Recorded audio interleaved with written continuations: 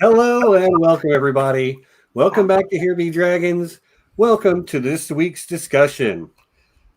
This one is something a little bit different, which this almost feels weird to me. I said as much in the tweet.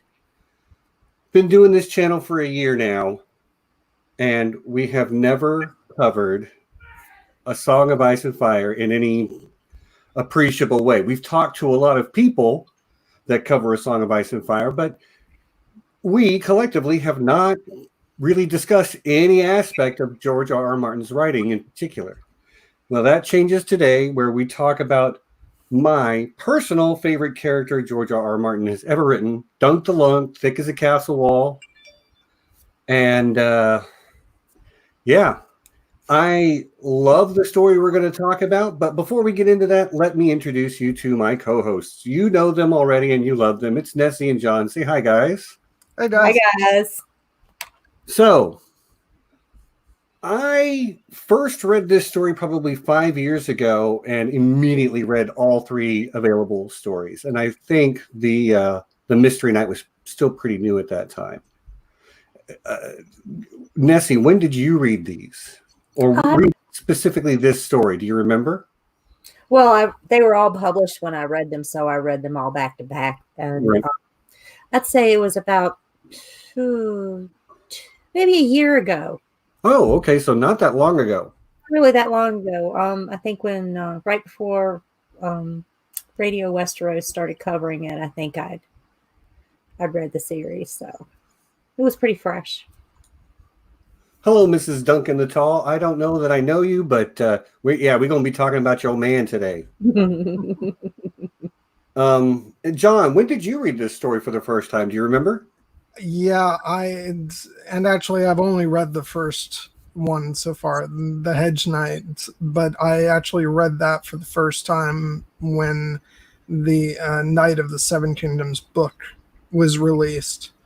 Because it was one of those things that I didn't have the volumes that came with the individual stories, and I'm sure I could have found them somewhere online, but I just kept putting it off. Kind of that thing where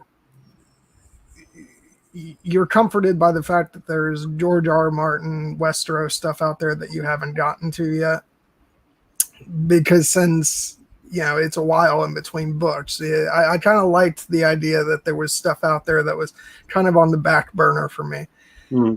But then when the full book was released with all three stories, I immediately jumped at it because, it's a new book to buy, and there was, a whole bunch of nice art. So I went ahead and I read the first story.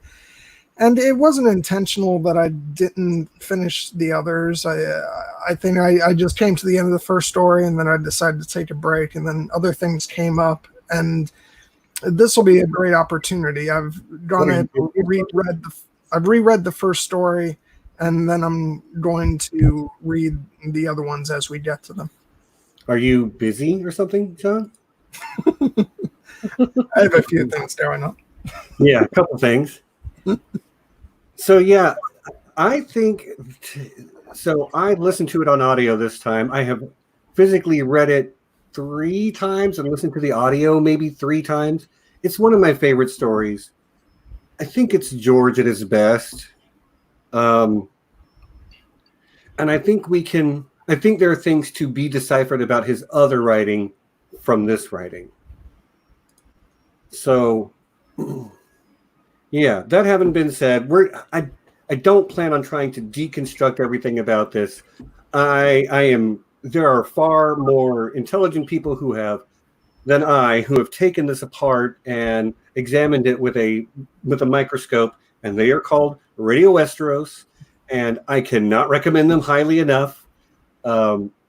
Any topic they've covered, they've nailed it. They're a fantastic pair of people that make a fantastic podcast. And if you really want to dive deep into that aspect of this story, I can't recommend their episode on the Hedge Knight enough.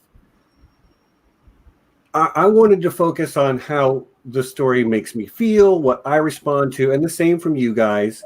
And, obviously, all you people in the chat, by all means, shout out what you love about this story, because I think there's actually a lot to love from start to finish. So I will kick it off by talking about, I guess, one of the two protagonists and the point of view character. Let's just start off right by talking about Dunk the Lunk, thick as a castle wall. I tell people he is my favorite character George has ever written. And I think there's a couple of reasons for that come up repeatedly throughout this story.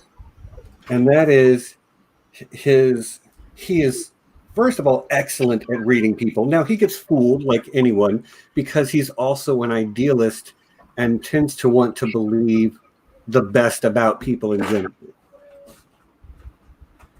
So, but his idealism shines through in every secret thought we get, every action he chooses to take, with maybe the exception of one. And yeah, that's something I respond to. That's something I respond to in a character who has a clear sense of what is right and wrong, and a willingness to stand up for those ideas. Okay. Anybody who wants to talk about my man crush?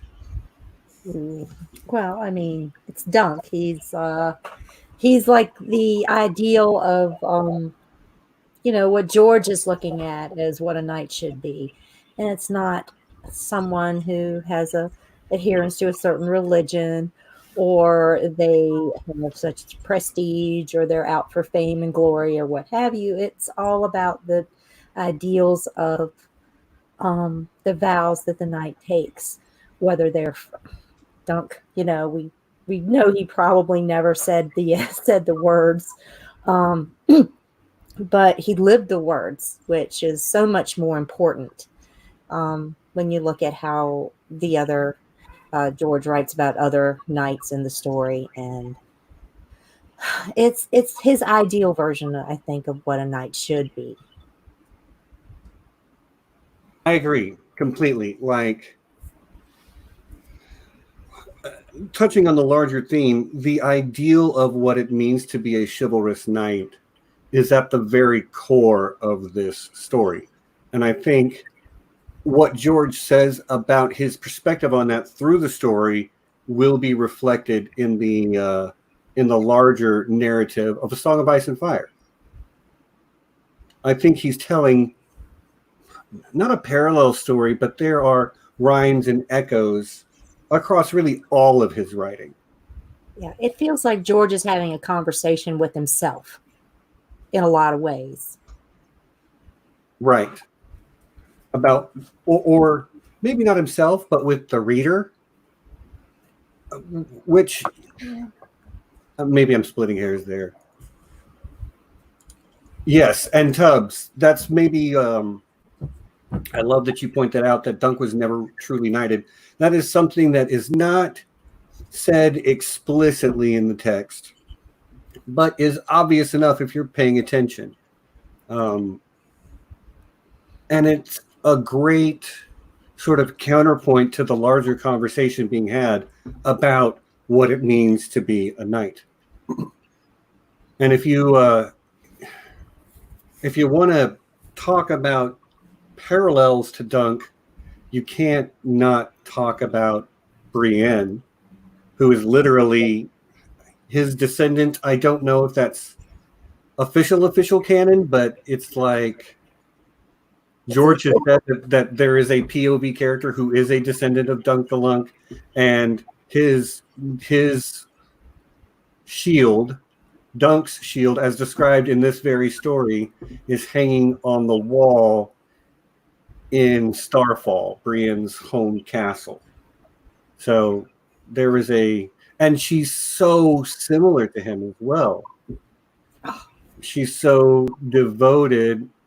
Okay, thank you, Tubbs. Brienne is a Dunk descendant somehow, right? Which makes sense. She's tall. She's dedicated to knighthood, yet she's not technically a knight. So, oh, right, Evan Fall Hall. Thank you. I'm gonna get some stuff wrong. I love A Song of Ice and Fire. It's probably my number one fandom, but there's a lot going on there. Did I say I said Starfall? That's the Danes. My bad. Anyway, yeah. Moving on. There are a lot more characters in this story than I recall. Steven. What? You skipped right over me. I did. Yeah. Well, okay. You're a big boy. You can stop me. I did. Go right ahead. No, I really liked Dunk as a central, focal point of the story because it's easy because the entire story is through his perspective. It's easy therefore to see the story as something so totally different from what George goes for in A Song of Ice and Fire, because we're seeing things through the point of view of someone who is completely honorable and sees the world a certain way. There's less cynicism in this story. This is a brighter, shinier Westeros than we're really used to. Yeah, and it's something more akin to what I don't mean to say that it falls into standard trappings, but it kind of does. It's a more classical fantasy type story, and I like that as a counterpoint to A Song of Ice and Fire, because these are the stories that people in that story have grown up on hearing. And so it's nice to get this perspective on Westeros and these characters who are basically myths to the characters that we know in our main story. Yeah, I think it's fine to just call it the main story if you want, but yeah, you do raise a good point, because I think there's only 2 POV characters in the main story that aren't highborn, and that's Areo Hota and Davos, right? Those are the only 2, and like Areo Hota is the guard for the Prince of Dorne. Like, maybe what is he? The captain of the guard for the Prince of Dorne, and then the hand of Stannis, and and a landed lord, though not rich and old, but still raised up. Dunk in this story is just a guy, like literally shooting his shot because he doesn't know what else to do. Yeah. And I'm sorry, go ahead, John. Yeah, I'm just sorry. I hope you are okay with me taking a control for. Oh, you put something else up. Let me just put this up real. Okay, go ahead. Which is, yes, Emma. Yes. It's totally a Knight's Tale. It really is. That's totally what it is, and it's probably why I liked it so much. It is some of that, but ridiculous Ed Tollett, aka Sean, asks, "Is Mel highborn?" Yeah.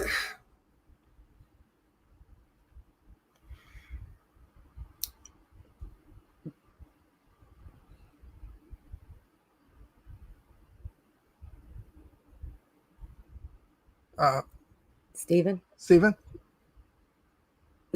I think Steven froze. I thought he was just in deep thought. Really in deep thought. I'm like, Steven, are you okay? To answer your question, Ed, I don't think that we're told whether she's highborn or not. We do know that she was raised from a very young age, sold into slavery.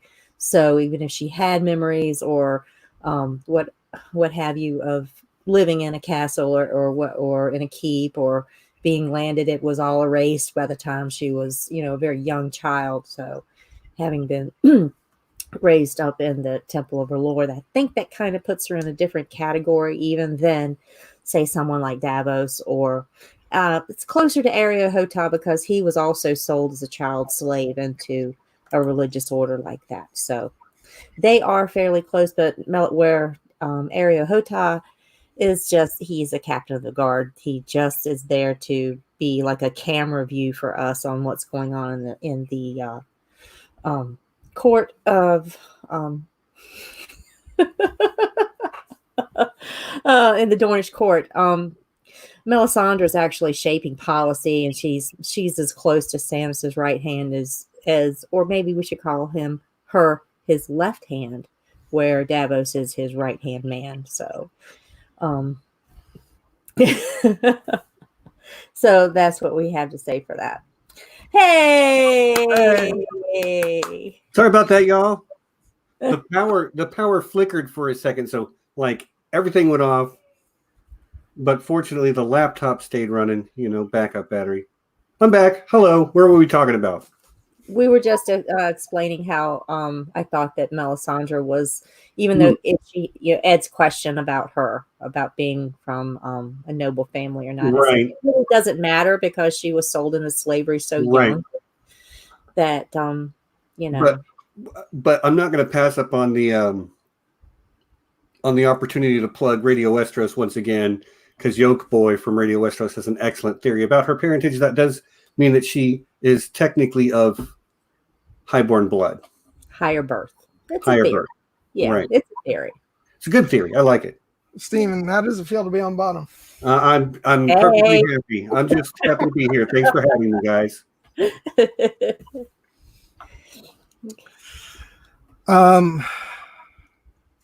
Yeah, I will say that on what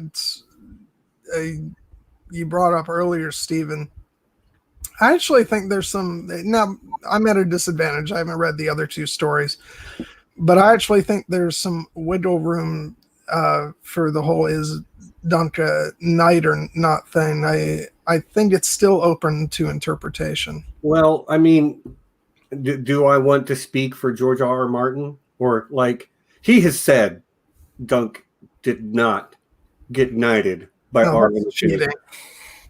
Well, again, what do you say to that other than, but like, it is not 100% clear, although like, I didn't take a lot of notes. I read the story and I'm pretty familiar with it, but I did there's a couple of times where he is so reluctant to do certain things as a knight.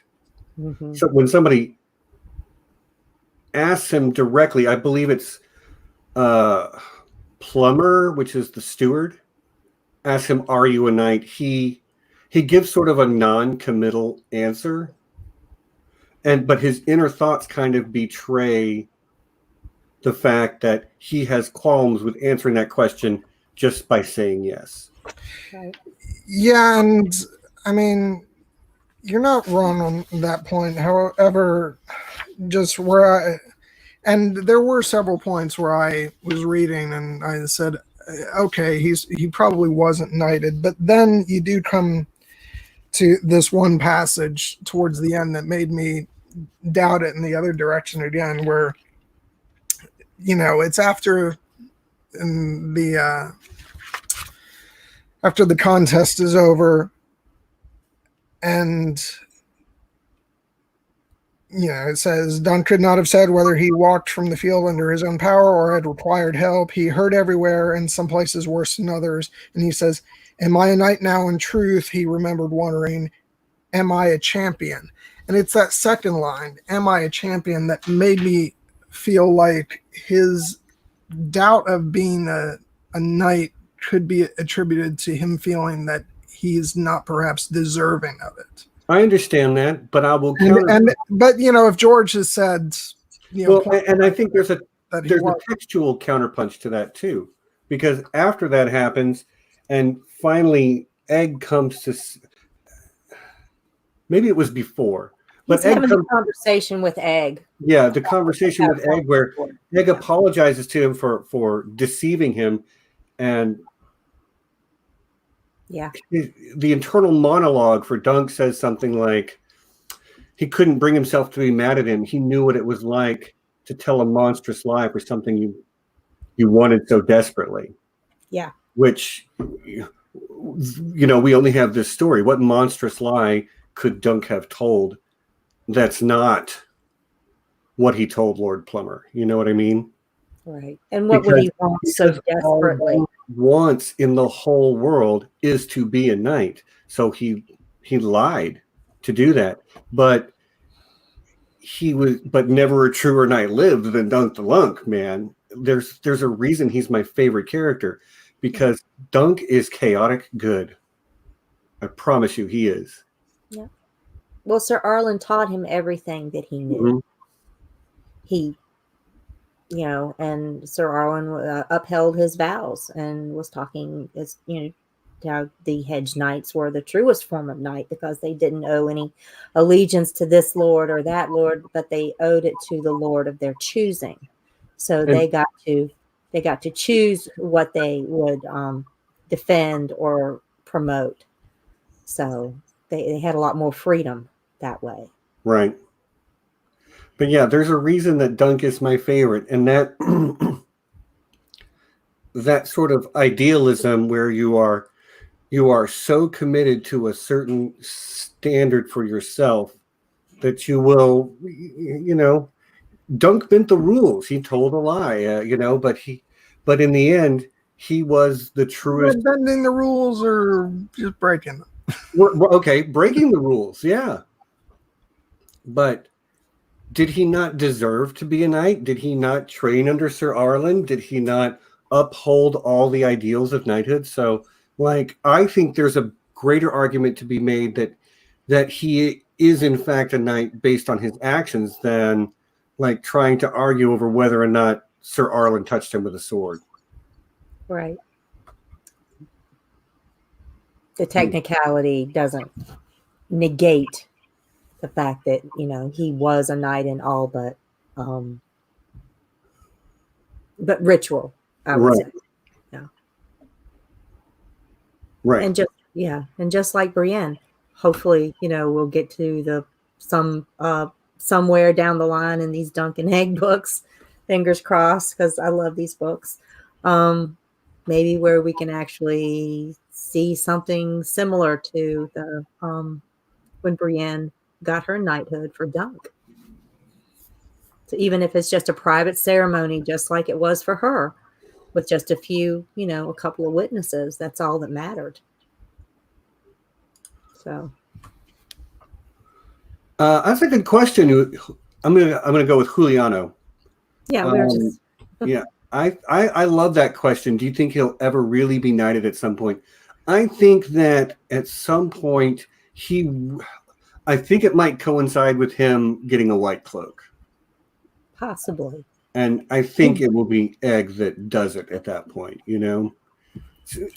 What evidence do I have to back that up? None, other than I just think that's the type of story George R. R. Martin is telling here. We know, and I don't want to get into, the Sworn Sword or the Mystery Knight at this point, just because I want to keep this focused on the one story. We'll come back to Dunk and Egg eventually, but I lost my train of thought. Oh, well, it happens. It's a live stream. Do I think he'll ever really be knighted? Yes, I do. But I think it's going to be Egg that does it. I think he will become a member of the Kingsguard at that time. We've never seen what a ritual that inducts you into the Kingsguard looks like either. I mean, well, yes, we did. At Jaime's ceremony, they put the white cloak on him and this, that, and the other. But right. I mean, there may be something maybe added into that ritual that would cover all the bases, so to speak. I feel like knowing what I know about Dunk from reading this story, I mean, with everything he goes through in this story, I get why he plays the part of, pretending that he's a knight, because it's for survival pretty much throughout. But I feel like to become a member of the Kingsguard, I feel like there's going to have to come some point where he's really knighted, because you can say all you want about, well, he's a true knight even if he hasn't been knighted, but I feel like he's such an honorable and good character that he wouldn't take on that position without being an actual knight. Right, which is why I think it lines up that way. And if he was disgraced, that would be one thing. But even in the main story, any mention of Sir Duncan the Tall, he's mentioned as though he is a great hero. Yeah. So, even the Maester and the so Citadel write about it. So he's very well known. Mrs. Duncan the Tall, will he confess or will he be forced into being exposed, I wonder. And I actually thought Emma had a really great headcanon, which I kind of agree with. Egg will want to make him a Kingsguard, and he'll have to tell Egg the truth. And so Egg will just make the Kingsguard induction ceremony a knighting at the same time. Or maybe he'll knight him privately at that point. Either way, that's kind of how I see it going. But, or Egg may ask him one day to knight him, and he'll hesitate, like he did for the Fossaway. Right, for Raymond Fossaway. Raymond Fossaway. And he could back down and say that he's really not worthy, same, that he should have somebody like his father knight him or some famous knight, So, I mean, it could come out that way. It would be a very personal conversation, I think, between Dunk and Egg when it happens. Right. Well, we've talked about Dunk. What about that little bald-headed kid he runs around with? Because he is the second main character of the story. He has more screen time than anyone else, other than Egg, other than Dunk himself, because he's the POV. But yeah, we get a whole lot of Egg, and I gotta say, right from the get-go, he reads like a spoiled prince who's just off doing his own thing, the way he interacts with Dunk, completely unafraid, mouthy. It's clear he's been raised in privilege, although Dunk can't exactly read that. I'll come back to the fact that he can't read that in a moment, but yeah. What do you think, Nessie? Well, what do you think of Egg early on? He is brazen because we meet when he is naked as the day he was born. And that just kind of is his character from his demeanor from that point going forward. He's, like you say, he's mouthy, but then again, Dunk takes some. He plays into Dunk's delusion that this is the character he thinks is a stable voice. He just leans into it. Right. So he's like, oh yeah, I'm gonna mess with this guy, this hick from the sticks. He sees he's dressed like a commoner. He's got a sword tied to a rope for a belt, and he says, I've never seen a knight like you.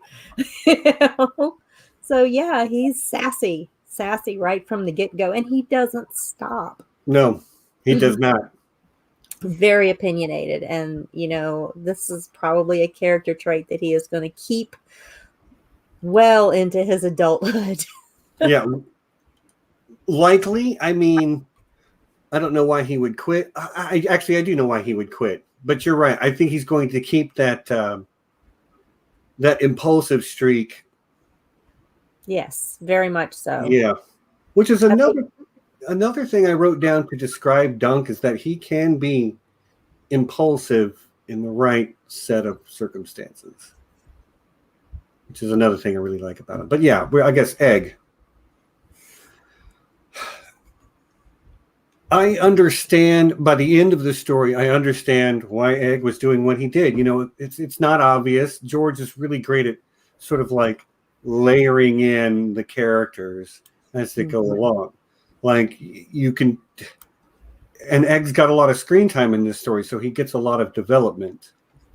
And he's got a lot of idealism too, although having grown up with a brother like Arion, he also has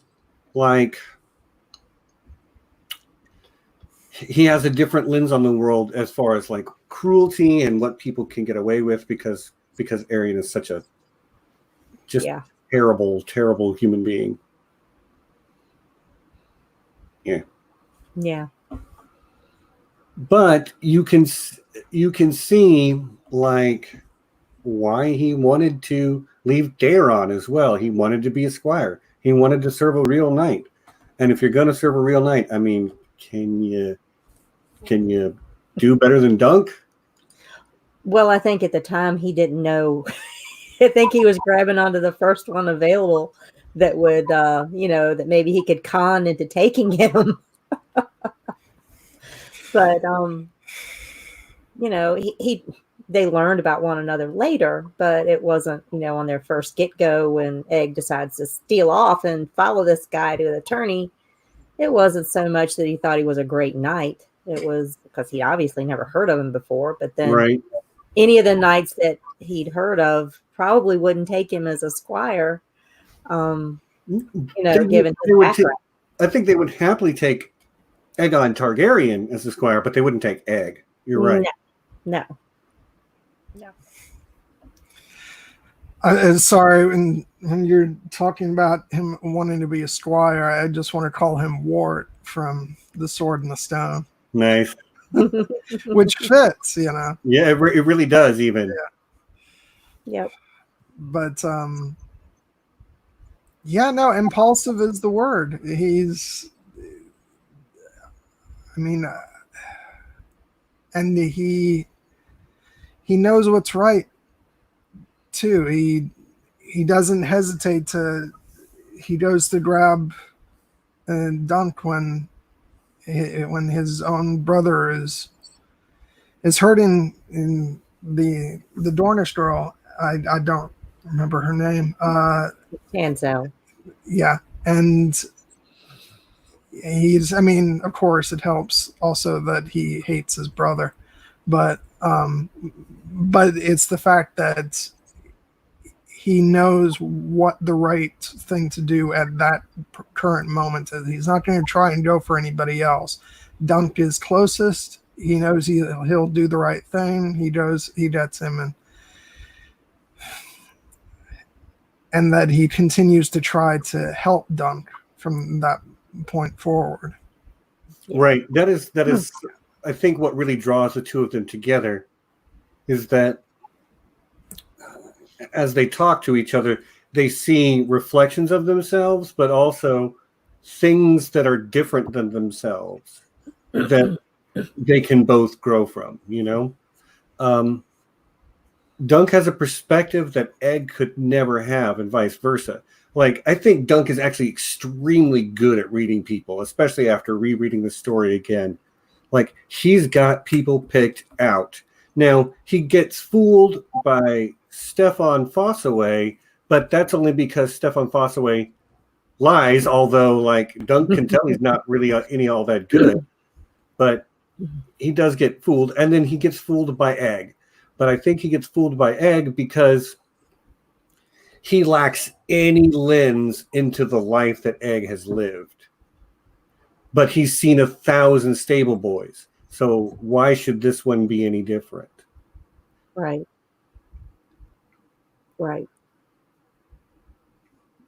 Yeah, and I think the thing with Stefan, that's kind of hard to explain because Stefan seems like an ass from the moment we meet him. Right. But we love Raymond. Yeah, it's the fact that they're brothers that you think, well, I can trust the one, and if the other one gives me a promise, and he's going to be with his, on the same side as his brother, then so that does catch him off guard, but it shouldn't have, I guess. But I'll just say that I was not the least bit surprised. Right. Yeah. He does have that scummy. He comes off. Yeah, we're not surprised, but Dunk is. Yeah. Right. But again, I think that goes back to Dunk being a little bit more of an idealist. Mm-hmm. He wants to see the best in people, which is why he got blindsided by Stefan Fossaway, and how he could, like, he's talking about Egg must be scared to go in a castle and meet all these high lords, and I'm just like, my dude, if only you knew. Yeah, and two, he looks at everyone, all of these knights through the lens of what he was taught, and he expects, say, a knight gives his word about something, that he'll follow through with it. So when Stefan, promises that he'll stand with him and be, he takes him at his word. He takes him at his word because that's how he would, if that's how what he would expect.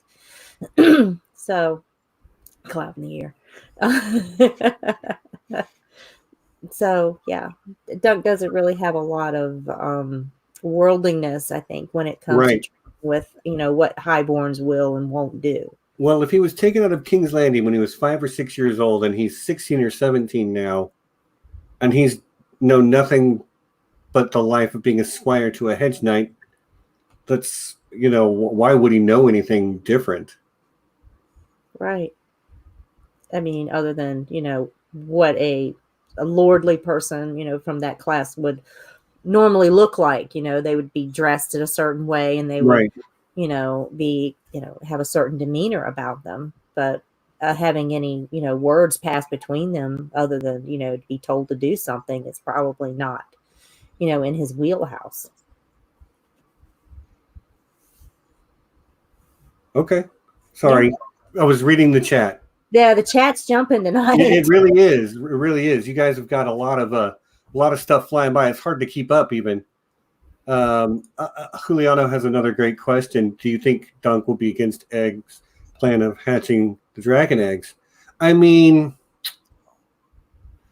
probably, but that's so far off, and we just don't know enough about what actually went down there. Right. I mean, we really don't know what the plan was, other than they're going to hatch some dragons, and there was some wildfire that was involved in the process. So. And 7 dragon eggs, though the King's own Septon had warned, and I'm almost kind of want to look up that thing now. Yeah. Fortunately, the dragon flames rose so high that but we for really have it right here. So yeah. But yeah, and John, I don't know how much you know about the extended lore here. Again, you said you've only read this one book or this one short story as far as Dunk and Egg are concerned. And I know the event, kind of eventually what happens. How much of the story do you know? How much should we cover for the chat? Because I actually assume most people kind of know the broad strokes, given that we all came to this through the Song of Ice and Fire. Yeah, well, it's more of a question of how much did I once know and how much have I forgotten. Okay. but no, anything that's outside of the next 2 Dunk and Egg stories, feel free to go ahead and talk about.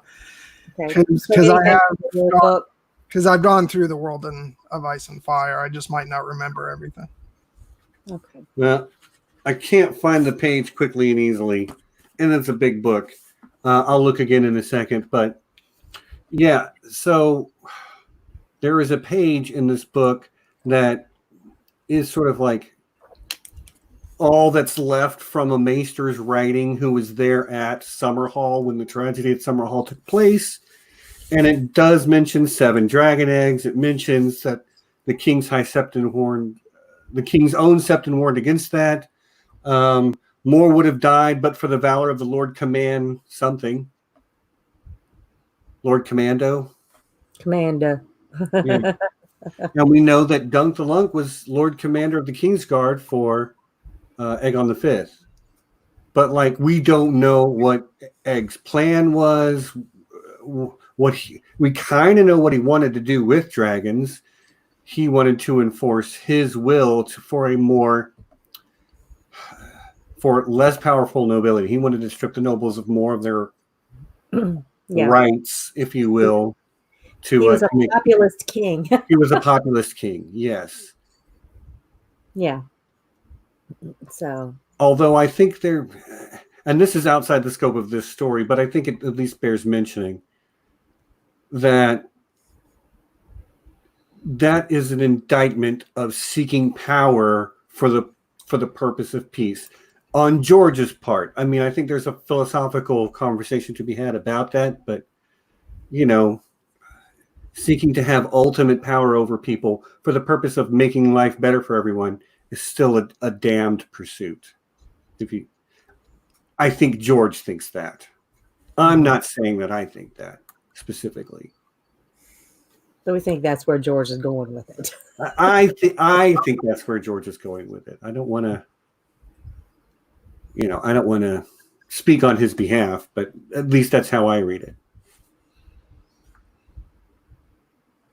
So, yeah. Yeah, so, maybe trying to hatch dragons or hatching dragons isn't the greatest thing to do. Right. And I think that's kind of what he's saying. So, yeah. Yeah. All right. Back to the story. Back to the story. Dunk meets some really great characters along the way. And one of my favorite is a man we'll just call Steely Pate. Yes. I love Steely Pate.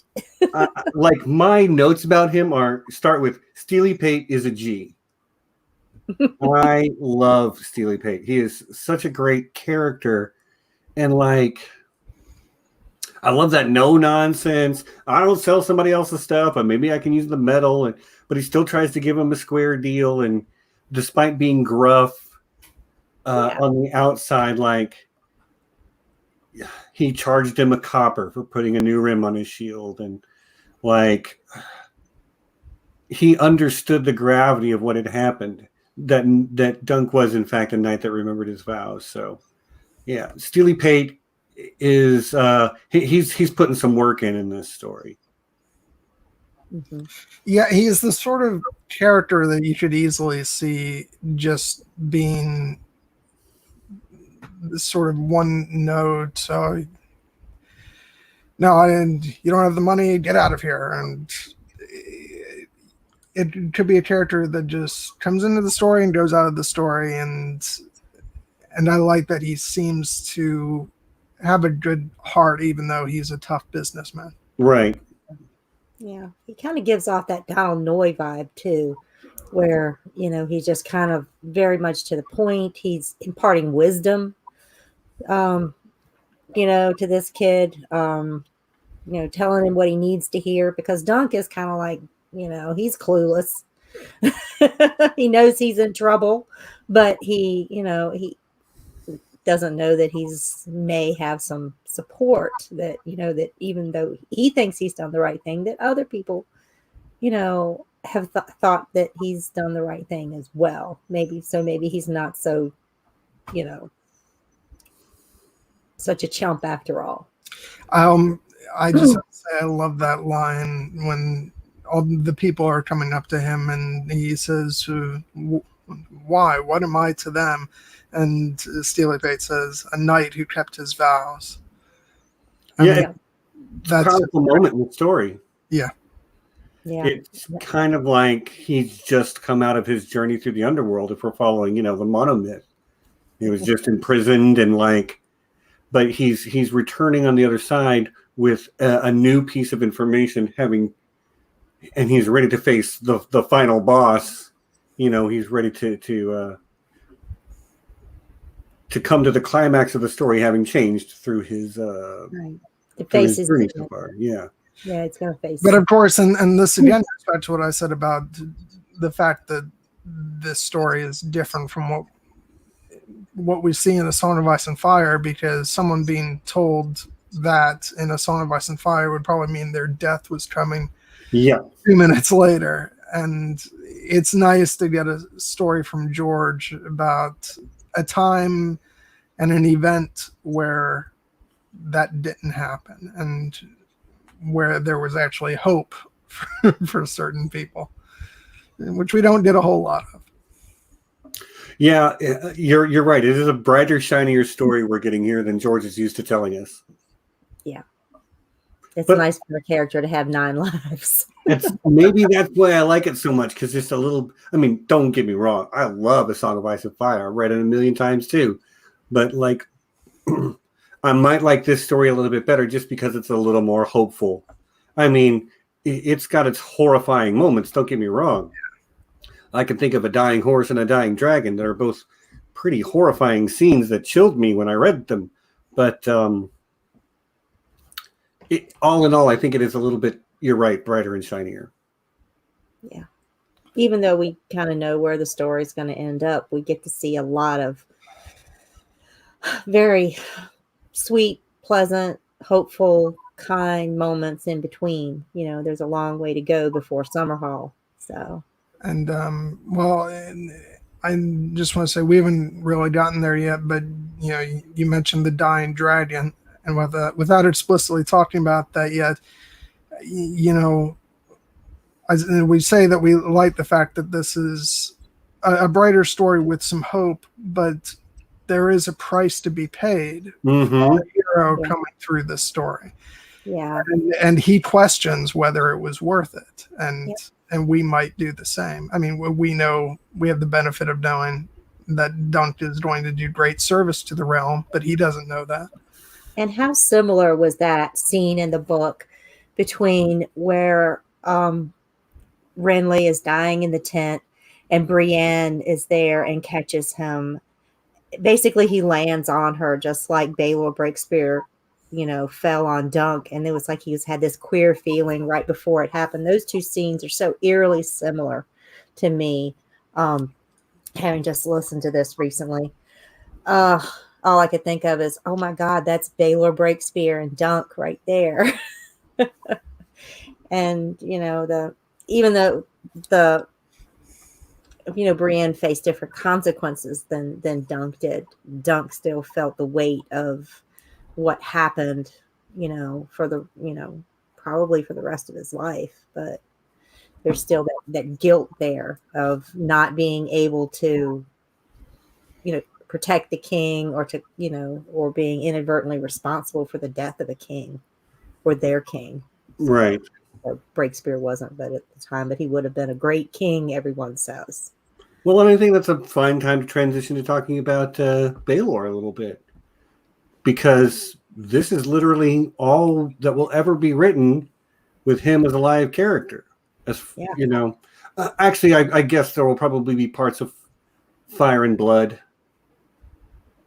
part 2, and of course he's mentioned in the World of Ice and Fire as well. But like, seeing him as a character interact with people, this is probably all we're ever going to get. And this is different from what we're going to get in Fire and Blood, because Fire and Blood is very much George's Silmarillion, so to speak. Yes. In that it's more a history, a textbook.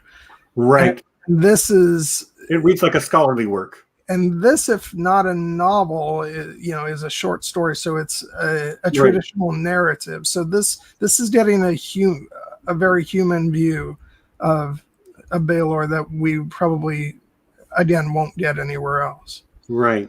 And he's such a great character. I love his character. I mean, his reputation as a warrior precedes him. Like, everybody knows Baelor Breakspear is the warrior incarnate, right? We all know that. Yeah. Like, he has been spoken about in those terms. He is called the greatest knight in the Seven Kingdoms in this story. Yeah. Hand of the king, And everything we see about him leads me to believe he would have been an amazing king. Yeah. Absolutely. Maybe one of the best kings since. Maybe. Yeah. We don't see how he necessarily, what's his tax policy? I don't know. But he clearly had Baelor's tax policy. Yeah, right.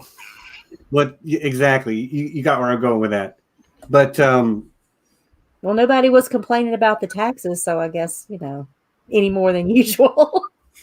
Right. Must not have been so bad. Yeah. Right. But I'm sorry. That's just funny. Yes. Sorry. Thank you. They're trying to talk about the Sworn Sword a little bit because they do at the end of this story decide to go to Dorne because I hear they have big puppet shows there. And that was like the most lucky thing that they the luck seems to follow these two.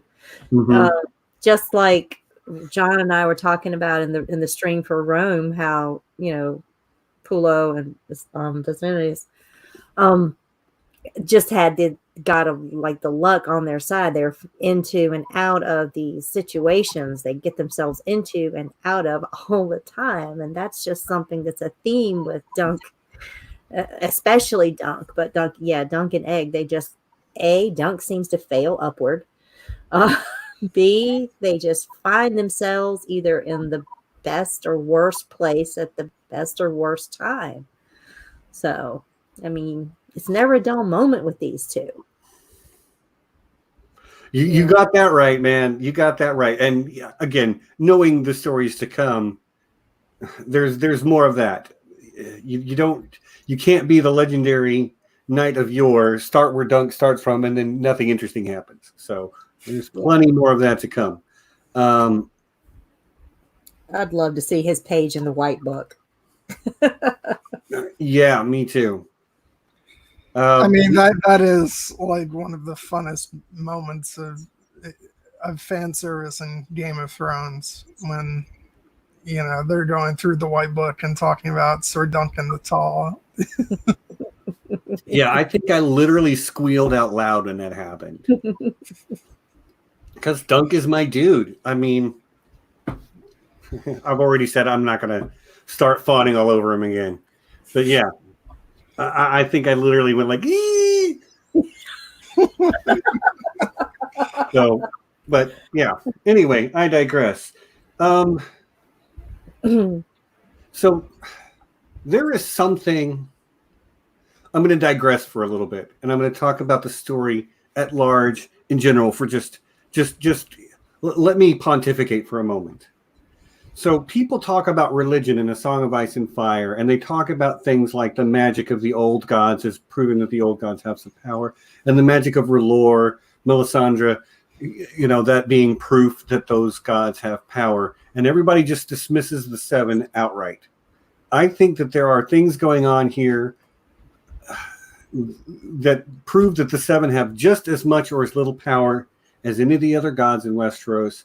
They're just much more subtle about it. And I think that is something that George is playing with in this story. Whenever any of the mentions of the seven gods comes up, it's at a moment in the story where there is either a deep insight being gained or of course, towards the end of the story, we're moving towards this very dangerous emotional climax. They have a trial by seven to be blessed by the gods, and Dunk wins against all odds. So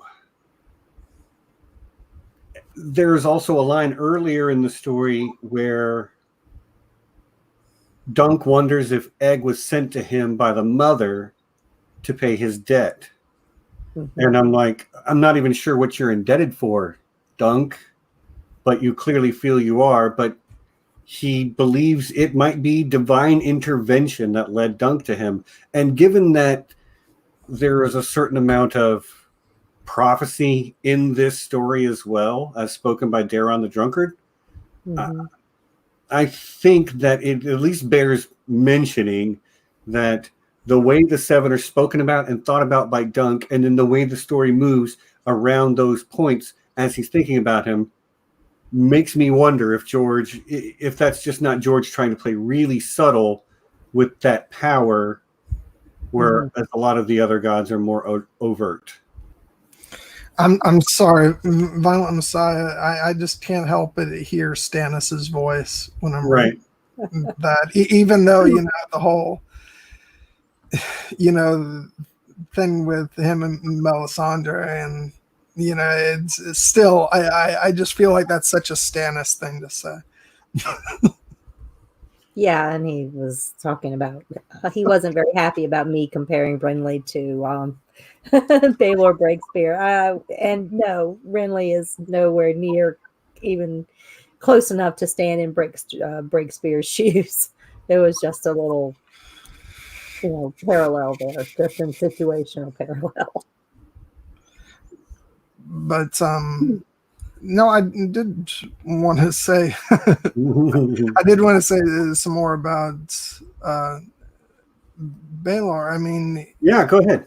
it's just what's great about him is because he's a Targaryen, but he feels so different from what we expect a Targaryen to be, because he's perfectly level-headed. He's honorable. He's fair.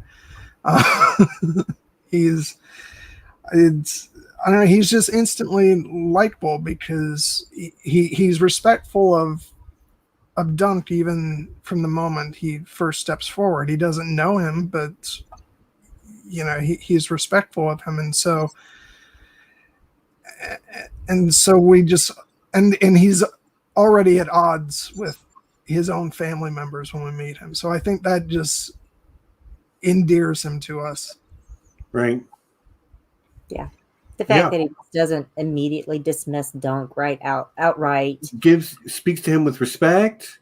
Speaks to Sir Arlen with respect. And Ed, that is not me dissing Danny. I'm talking about Targaryens at large. That's not a specific comment on Danny.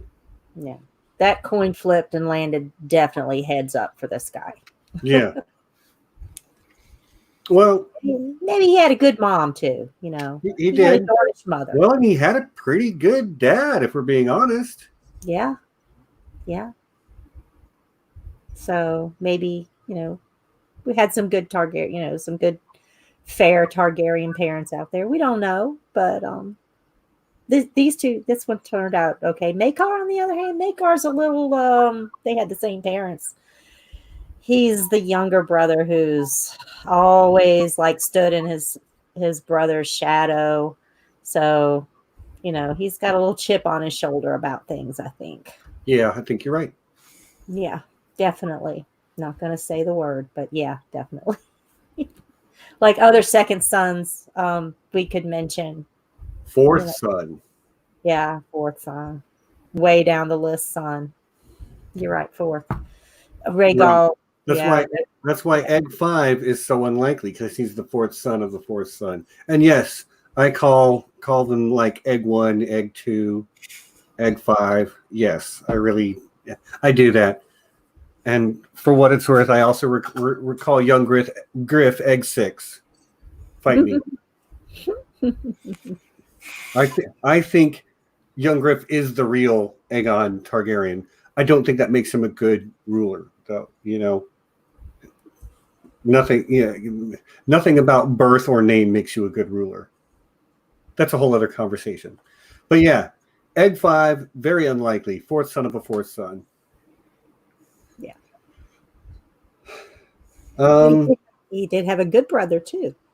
He did. He had a very excellent brother who was the only character even mentioned in this story that we will see in the main story, if we will. And it makes you kind of sad that we don't actually get to see him within the story.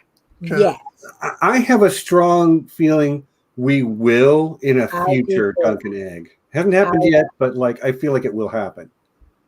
Yes. Because the next Duncan Egg to come out is supposed to be called She-Wolves of Winterfell. Well, Yeah, I wait with bated breath for that to happen. Although, I think we're more than likely going to see Aemon before he goes to the Wall. Maybe when he is maestering for his brother Daeron, possibly. At Summerhall, possibly. Or Summerhall, yeah. I have a feeling who knows, we might see Old Town again. I mean, he was mentioned that he was studying at the Citadel there in Old Town. So, he's still a fairly young man at this time. He would have to be a very young man because he was older than dirt when he passed away. As to remind you all, we're not going to see that until after we have the Winds of Winter in our hands. So don't talk like that, man.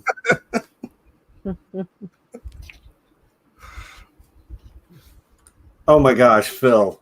No, I'm sorry. I mean, whatever your headcanon is, fine, but yeah, I doubt it. She's got to go marry a Lannister. Yeah. Boo. But okay, we've been going for about an hour. But that Actually, does, the yeah. Go timer ahead. says exactly an hour. So yeah, I'm going to do the mid roll. So everyone, thanks for coming. I've been having a blast with this. I love this story, so I want to just thank everybody in the chat for coming out and joining us. So if you could do me a favor and hit the like button, I would appreciate that. If you haven't subscribed to the channel, go ahead and subscribe. We don't talk about A Song of Ice and Fire a lot, but we will again in the future, and we talk about a lot of other nerdy things, though. Speaking of other nerdy things that we talk about, Yes. we recently met and updated our coming schedule. And next week, we will all three be back to discuss the fantasy classic Willow. What? The Ron Howard film from 1987, I want to say, that young Dungeons and Dragons me watched in awe and loved it. And it helped shape the way I played my games of D&D even. It was, I love this movie. My oldest daughter is named after the princess from this movie. So, yeah, I love it a lot. And we'll be back next week, the three of us, to retro review Willow. After that, on May the 3rd, we are going to celebrate Star Wars Day a day early. It lines up well enough with our regular streaming day. So on May the 3rd, we will be celebrating May the 4th be with you with a Star Wars Love Fest. Got a couple of extra guests going to come on and share their love of Star Wars with us. All people who have been on the channel before, no new guests, but a lot of returning favorites, and I hope you guys will join us for that. Then another I Know That Nerd and some more Expanse coverage and other stuff to come up. But yeah, next week, Willow. The week after that, Star Wars Love Fest. Yeah. So also, all of our links are down in the description. If you want to follow us on Twitter, all of our Twitter links are down in the description. John and Nessie have their own channels where they do their specific type of content. I've been on John's channel. Nessie's been on John's channel. We might end up on Nessie's channel at some point, although she's really the cerebral intellectual one here. So like going on your channel requires research. Oh, man. Yeah. You love it. They're both doing amazing things over on their channels. Also, those links are down in the description. Go give them a subscribe. Watch their content. They do live streamy nerdy stuff too, just with a different focus that we have here at Here Be Dragons. Got a shout out, number one patron in all the land. You know who it is. It's ridiculous Ed Tollett, my man Sean,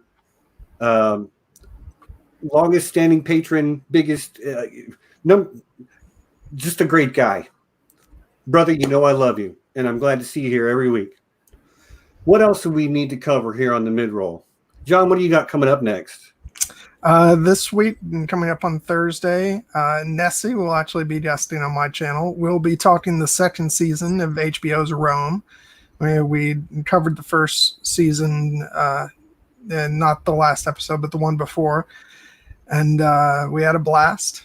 And we're going to have fun doing this one. I actually need to get moving on that because even though I've seen the second season before, I do have to rewatch it before we discuss it. So, but yeah, it's going to be a blast. And then the week after that, I'll be doing a discussion on Hamlet with Lauren, aka Shakespeare of Thrones, the Kenneth Branagh film. So that'll be a lot of fun. And got some other interesting stuff coming up. I'll let you guys know as we move forward. Cool. Nessie, what's up next for you? Okay, so besides being on John's stream on Thursday, on Wednesday on my channel, we're going to have a crossover episode where we are going to look at how Duncan the Tall is very much like a Garth Greenhand figure, and the working title so far is Sir Duncan the Green. So we'll be discussing all of that lovely, all those kids that Dunk seemed to while he was out making the 8.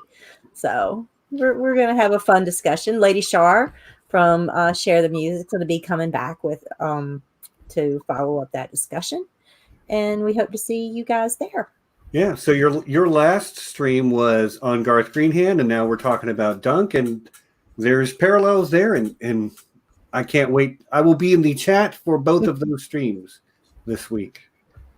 Yeah, sounds awesome. So let's get back to this Hedge Knight, because he's pretty cool. Yeah. I mean, is he, Stephen? Okay, so John, I didn't know. One story in, how does he rank as far as like other characters that George has written for you? Because admittedly, he probably did not become my favorite character George ever wrote after reading just this story. Yeah, I don't know that I would count him among my favorites, but he is interesting and fun to read because again, he's a character who, I mean, I love the character of Ned Stark because he's a very honorable person. Sue me. I like my classic fantasy characters who believe in honor and doing the right thing. And Dunk, they fit that archetype. Yeah, and Dunk very much fits in that mold, but he is also he admits as much that he's a bit of a lunk. So some stuff does go over his head occasionally. I think he's way smarter than he gives himself credit for. Yeah, I'm with Stephen on this one. You hear things when you're growing up, those voices you hear, repeated over and over when you're a child, stick with you when you're an adult. And, he calls himself a lunk, but it's usually when he's just feeling really down about himself. He's beating himself up about something that was, We've all stepped in it before, so to speak, and he probably got called a lunk when that happened. Yeah. But it doesn't, he has no courtly training, which is really when he thinks about being a lunk, it's because he doesn't understand the society that he's dealing with. It's always in relation to princelings and lords and stuff. That's when he feels like he's a lunk. But that just means he's not educated. But I will also say that maybe the later stories give a better impression that he's smarter than he comes off, Yeah. It's hard for me to separate how I already think and feel about him from just what's presented in this one story. Do you know what I mean? Yeah. He also has trouble talking to women. That's one of the other things that I think makes him so great is that he is so incredibly relatable.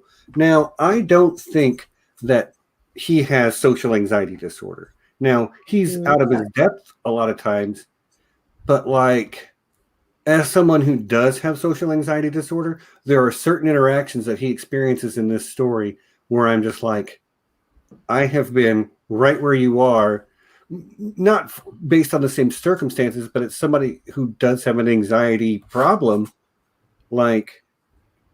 It was very relatable, especially when he met Baelor and Maekar and all of them. That is very interesting to talk about his relatability, because that may be why I go ahead and say that he is a bit of a lunk, because he feels like he's a lunk, and that is in many ways extremely relatable, especially to me in terms of self-doubt and the fact that when he goes into the hall and he makes a whole bunch of mistakes and the error in assuming who people are and all that, he seems to trip over himself, and that is, and I really identify with that in terms of not only making those mistakes, but then feeling so incredibly foolish after making those mistakes. And so yeah, I think, I'm not the giant that he is, but in terms of his personality, I think I can relate to him very easily. Right. People are talking about my beard or lack of it in the chat. Yes, I cut off a good chunk of my beard the other day, so I would look more like a certain character from a Game of Thrones while I was filming something for something that I will tell you about hopefully next weekend. Oh, the things we sacrifice for our art. It was fine. I mean, I love having the long beard, but let's be honest, when it gets past a certain length, it does what it wants, and you wake up and it's all pointing sideways, and what a pain. So just it'll make its return over the next few months. Phil, you got it right. Something for something to be for something to be Announced at a later date. Yes, it's not my project. It's something I was asked to collaborate in, so I did, but it's not mine to spoil. Okay, since Mandy said so, the Litbringers are doing a compilation video that should be out hopefully next Sunday. Is that right, Mandy? Sunday next week. So I'll have a whole lot of like cosplayers and personalities from the A Song of Ice and Fire community. I'm not going to tell you what it's all about, but it's going to be hilarious, and I'm in it for less than a minute, but I was very happy to be a part of it. So yeah. Anyway, let's talk about the Hedge Knight. I should have brought that up during the mid-roll, but oh well. Yeah, we do what we want. You're right. If following a flow is not what we do here at Here Be Dragons. For those of you who are joining us for the first time, yeah, like just steering the boat to try to miss the icebergs. That's what we do here. Yeah, we don't want to sink the ship. Right.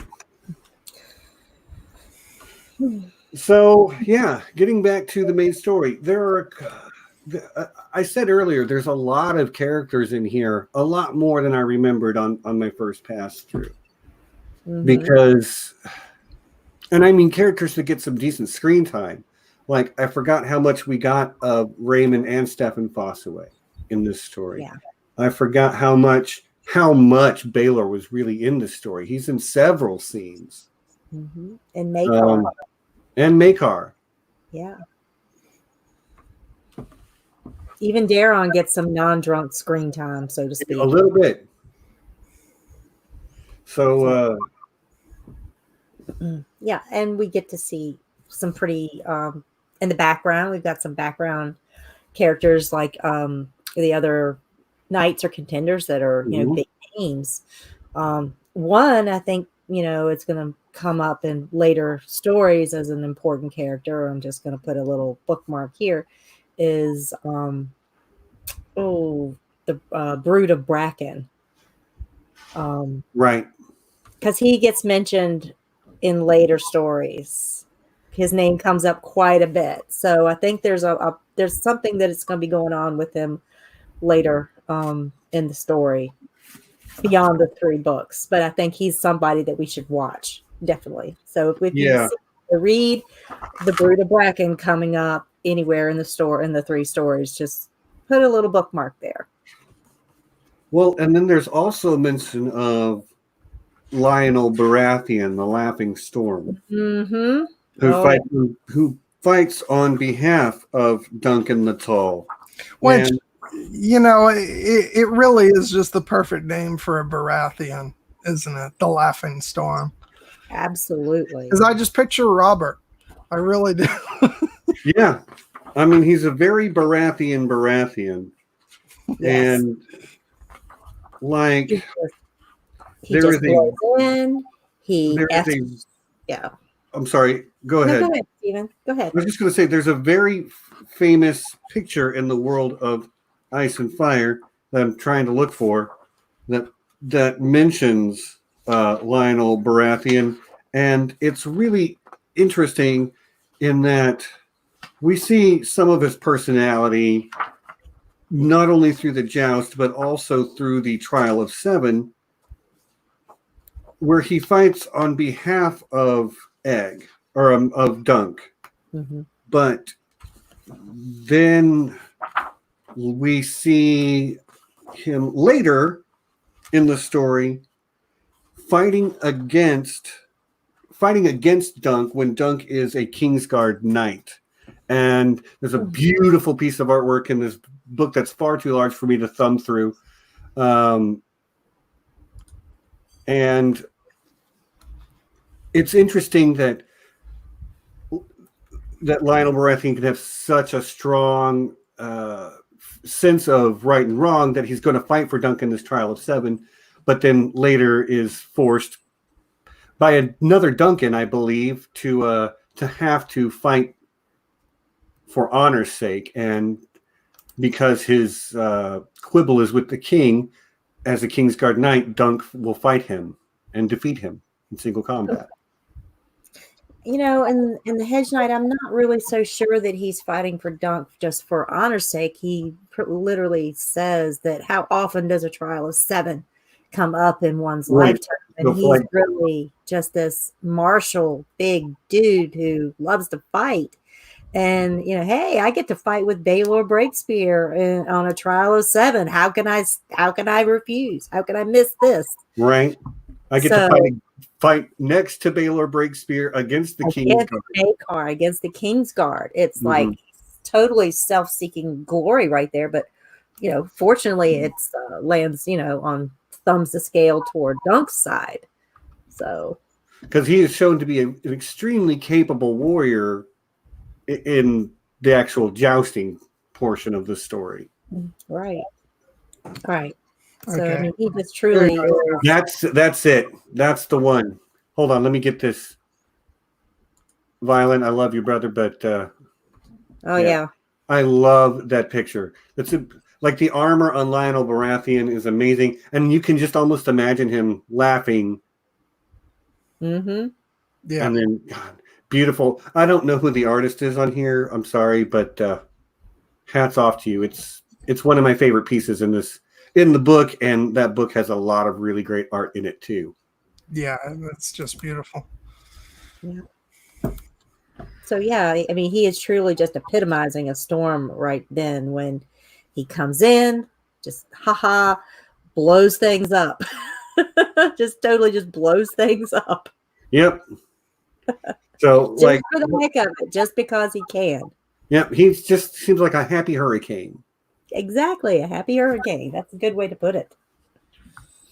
Yeah, and I thought that was it. When Duncan the Small chose Jenny of Oldstones, he broke his betrothal to Lionel Baratheon's daughter or granddaughter. I don't want to put my foot in my mouth, but either way, he offended the Baratheon house, and yeah.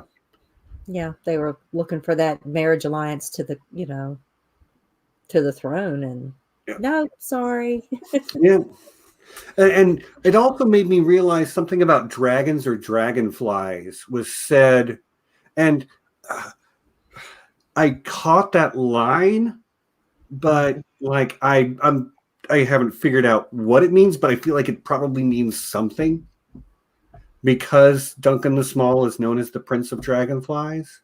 Yeah, I think it has to do with the small folk and the not the big dragons, but the little tiny common, right?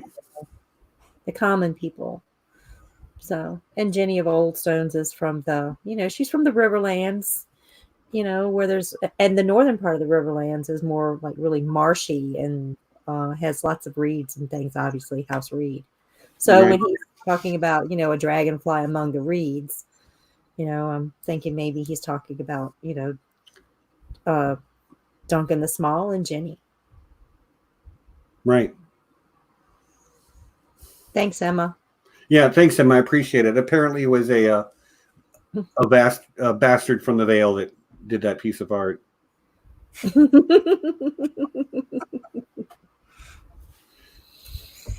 Thank you, Emma. I do appreciate you looking that up.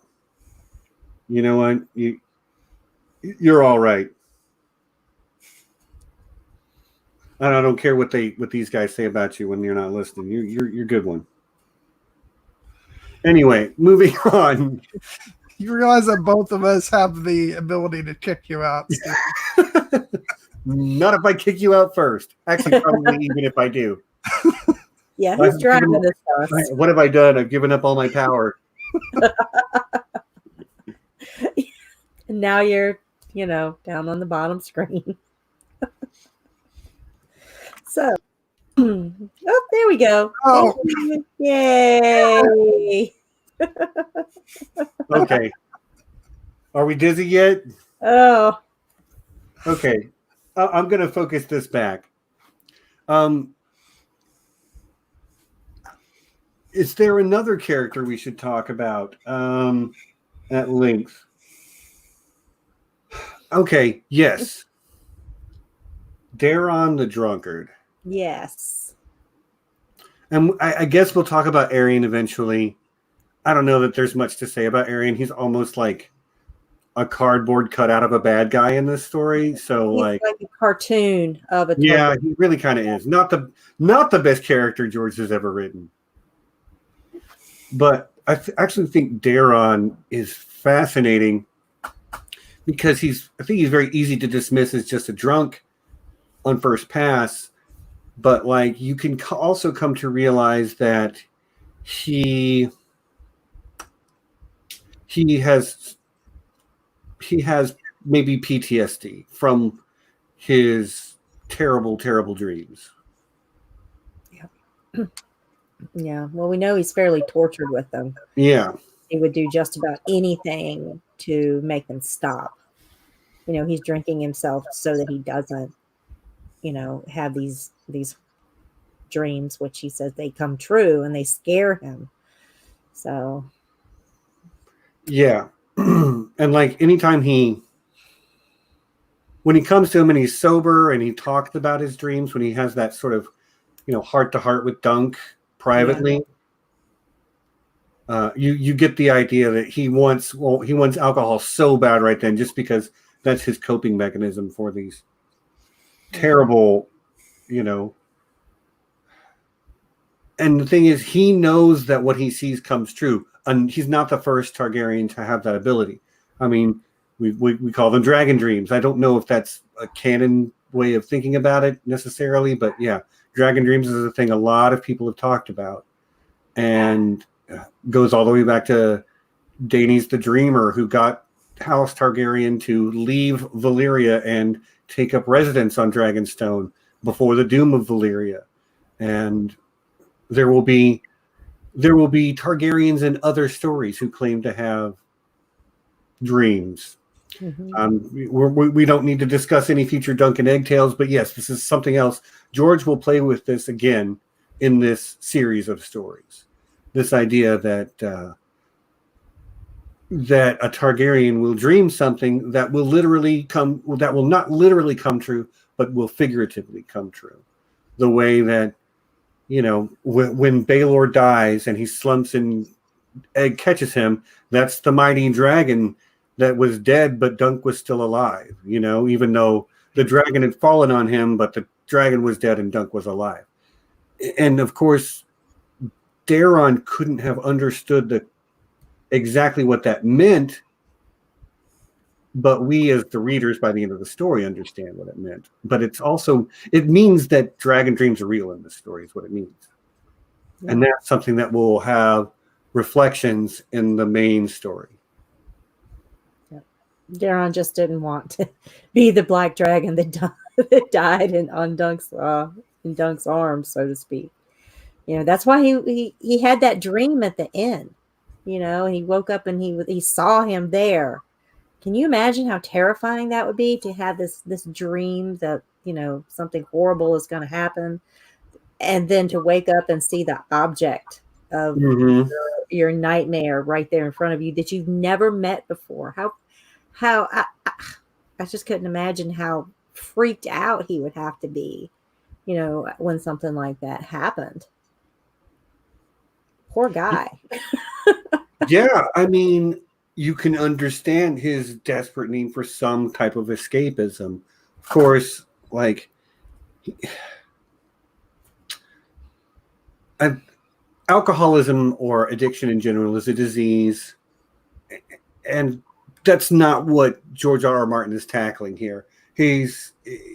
But I think it's an effective way for us to understand just how tortured he is from these dreams. Yeah. And there's not a lot of coping mechanisms or therapy and what would you say to a therapist? Hey doc, I have these dreams. They come true. Okay. Have I, sure. Tell me about them. Right. I'll write your prescription for Xanax. Yeah. So, yeah. Yeah. But not likely to be believed. I found him to be a much more sympathetic character on this read through from my point of view.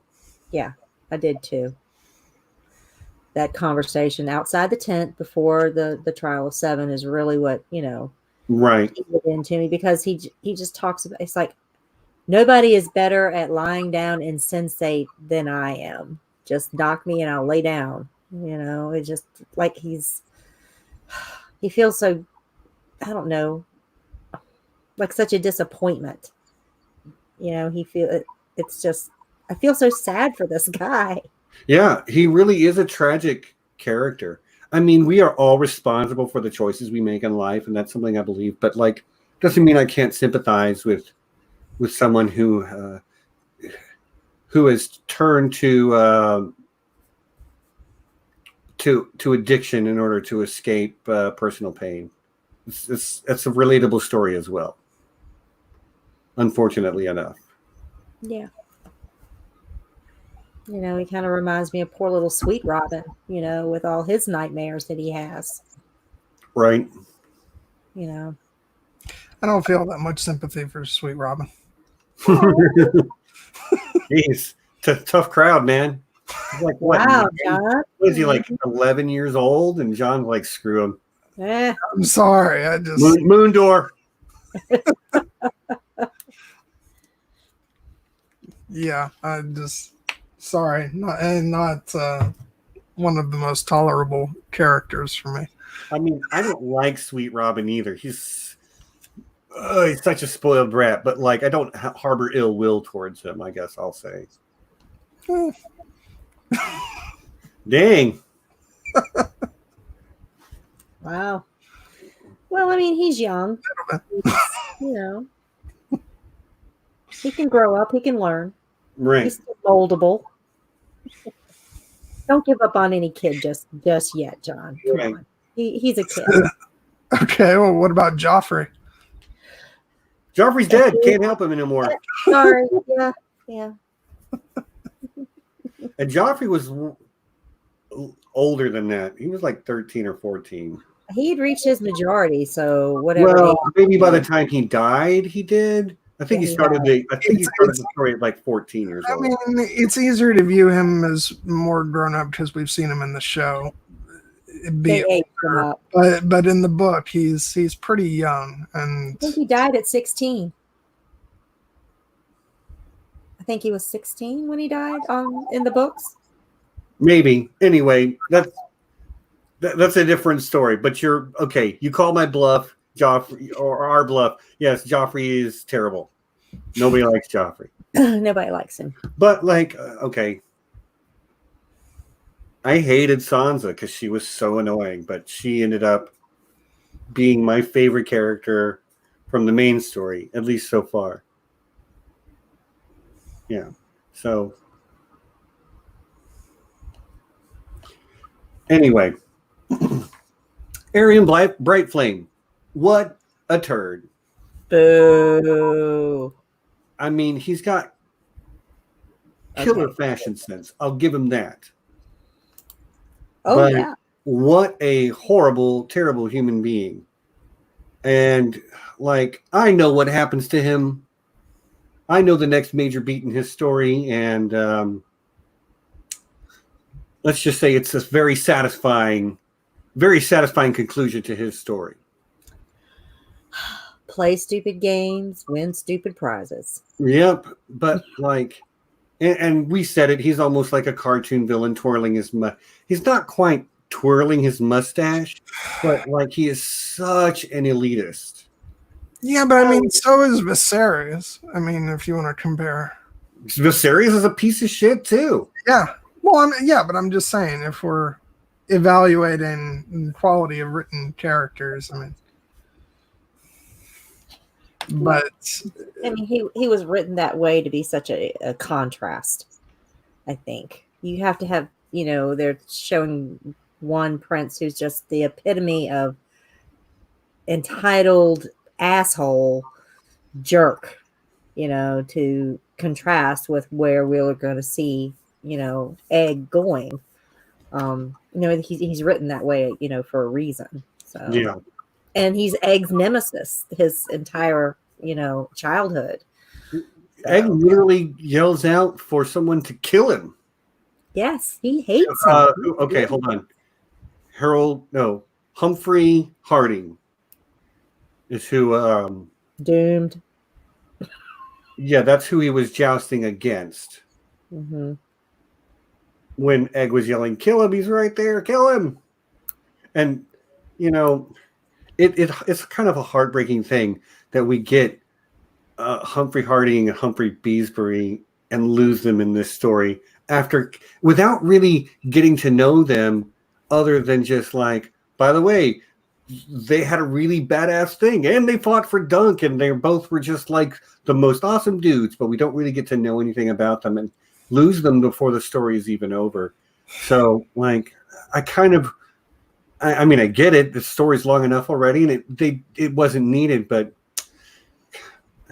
if I could ask for anything else from this story, it would be give me a little bit more of the Humphreys. I don't know. It's a miracle that they come off as characters that I don't immediately dislike just with the name Humphrey. Right. Okay. I'm here for it. Why not? No, I say that because I automatically think of Henry Cavill's character from Stardust, and I'm like, gotta hate that Humphrey. Sorry, that's a digression, but yeah, no, it is a shame because they kind of win fame with their own joust, breaking 12 lances against each other and embracing at the end of it. It's a feel-good story in the middle of the larger narrative that these two guys who share a name just happen to be related through marriage and have this sort of epic head-to-head where it takes forever and there's only just barely a winner, and it kind of rings like the greatest of the stories that you will hear about the heroic age of knights and chivalry. But by the end of the story, they're both dead in the mud, which I think is part of the conversation George is having with himself and the reader about chivalry and about what it is to be a knight, what it is to be chivalrous and to be a hero. Yeah. And no songs will be sung about them. Yeah, there should be. Yeah.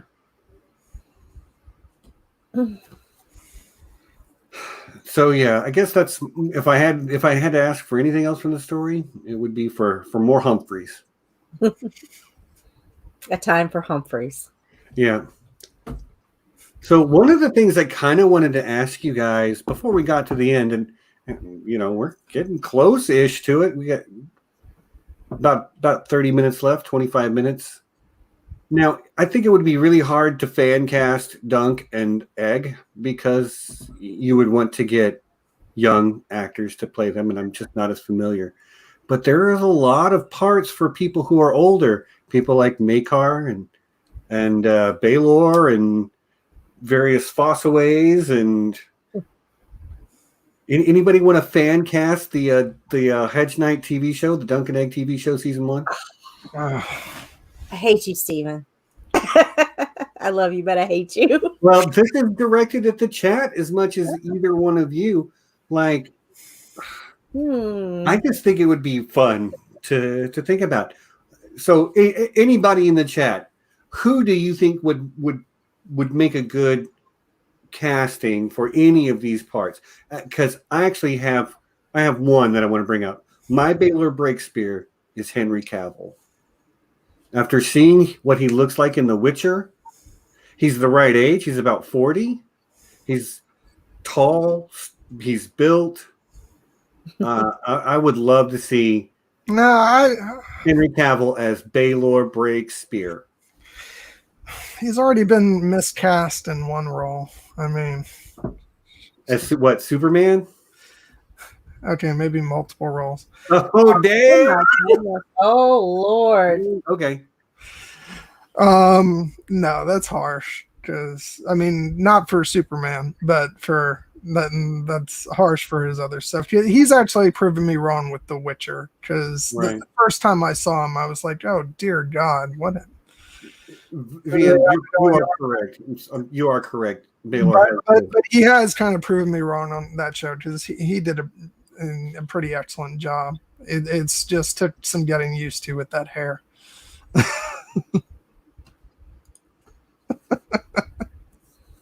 We don't know, Kelly. We don't know. Uncle Jesse is Baelor. Come on. Oh man. John Stamos. That's that guy's name. Come on, Tubbs. Don't do that to me. Yeah. Now I will say this, Mrs. Duncan Atall. Now Bloodraven's not in this story, but I think Fassbender would be an interesting choice for Bloodraven eventually. Hmm. The guy that plays I'm honestly drawing a blank. The thing is, because in a lot of cases, I like to see actors that I haven't known previously. Okay. Make these roles their own. So it's hard to try and picture I got you. Actors that I'm already familiar with. I'm with you. I mean, it's a cop-out answer, but I'm with you. Well, no. I'd say give me a couple more moments. I'm stalling answer. Okay. How about you, Nessie? For Baelor or just the cast or what have you? Yeah, pick somebody. Pick a role and cast it. So you know who? Okay, Baelor's son, Matares. Is that his eldest? The one who brings the armor. Who would be yeah. The guy from the Santiago Cabrera from Picard. He's about the right age. Is he though? Because Baelor is only 39 years old. Okay, well then flip it. He can be my Baelor. Okay. I mean, I think he'd be great. He looks a little more Dornish because Baelor is favors his mother. So he has the darker hair and the Dornish look to him. So I think, I think he could very easily pull it off. Maybe I just want to see him in more things. I mean, Hiddleston is also too old. Arian Brightflame is 19 years old in this story. But I think Hiddleston can play anything, and with makeup, he might be able to still pull it off. But I like it. Mm-hmm.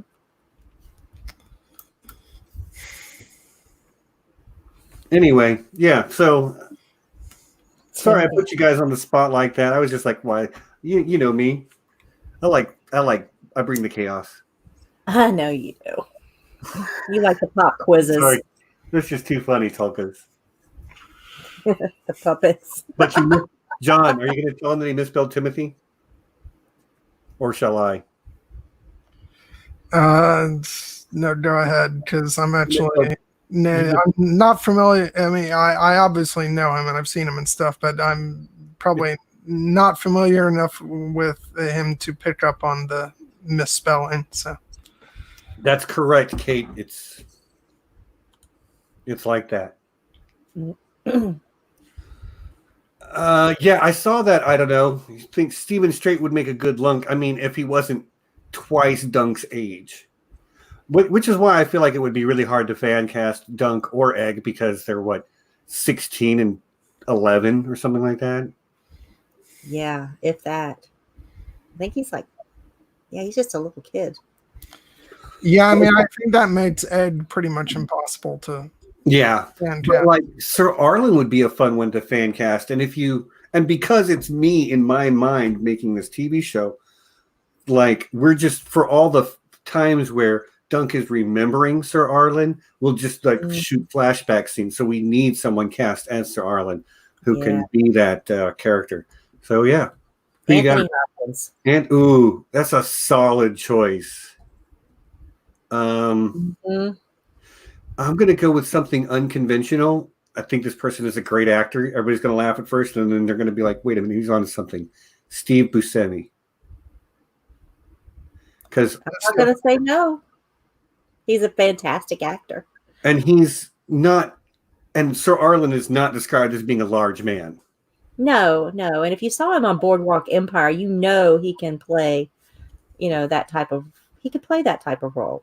I think Aaron just one-upped me, though.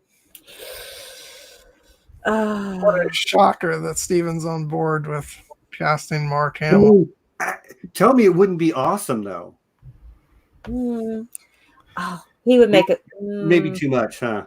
Yeah, maybe. I'd like to age him up as Sir Eustace. Okay. He would make a fine Sir Eustace from the next installment of this story. Alison Brie is Egg. I mean, it's unconventional. I like it. To be honest, I like Alison Brie in anything. Everybody's well aware that my heart belongs to Emma Stone, but Alison Brie is definitely top 5. I think. Love her. Anyway, I digress. Sorry, y'all. I'm blushing. I'm just going to leave that there. Leave that there on the screen for you, John. Well, and none, because I don't think she fits any of the roles as described. So I'm not going to cheat just for the sake of getting my girl in there. I will say this: there's not a whole lot of ladies' roles in this story. Yeah, unfortunately. I say we shave her head and let her play Egg. Okay. She's the little petite thing. She's not. She's actually. I always think of her as little. Me for Sir Arlen.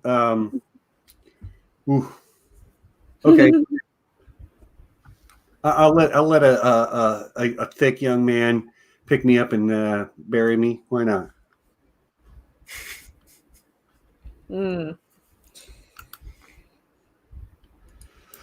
Yeah. So okay. I guess that's enough of that. I just wanted to put you guys on the spot. You know how I do. Of course. Well, we got about 15 minutes left here, y'all. So I think we've touched on the major themes of the story, and I think that